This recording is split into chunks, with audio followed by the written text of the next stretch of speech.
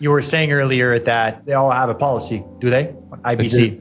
For business owner parents watching this, like explain how you're building generational wealth and teaching your kids about money at the same time and the benefits of doing this. If you're a business owner out there and you're not paying your kids the IRS limit and don't have a policy on each of your kids, then we need to sit down and talk. And here's why I say that. The IRS number is $15,000 a year. I can pay my kids $15,000 a year for nominal duties. I pay them the $15,000 a year. And on that 15, let's make sure I'm super clear. And again, this is not tax advice. I'm telling you what I do. Yeah. I pay them $15,000 a year.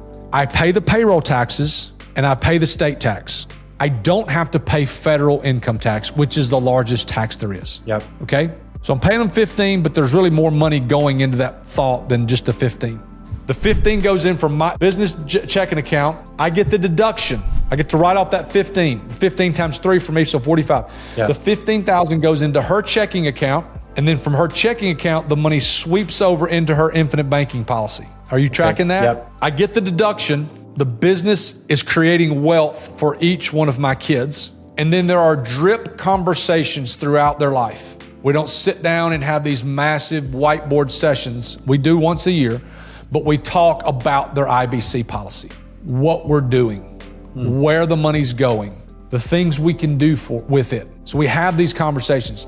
The more we can have these conversations, Joey, the more they're gonna get it. At that point, we just continue to teach about the banking function, being good stewards of our money. How do we give? How do we live below our means? How do we have margin? All of those things. It's not this grandiose, event. It's a 15-minute conversation on the way to volleyball practice. It's a 15-minute conversation at dinner.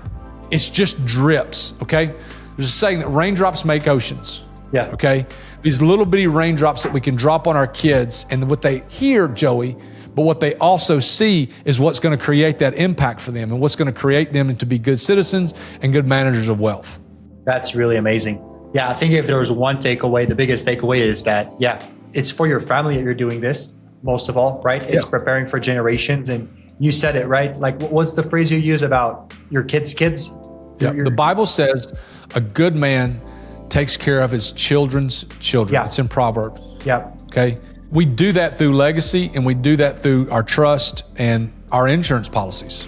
That's great, Thomas. And again, I think we're going to have you all back on. I think there's a lot of insights that we can talk for hours and hours, but I have to cut this one. And I want to invite you guys, the audience watching this, if there's takeaways or comments or questions, we're going to collaborate with Thomas on this one. So please drop them in the comments and we'll be more than happy to answer them and ask your questions, your takeaways, and that's going to guide us for our next conversations. But before we go, Thomas, I want to leave on a last question, which is you talk about family, finances, food, right? The 3 Fs.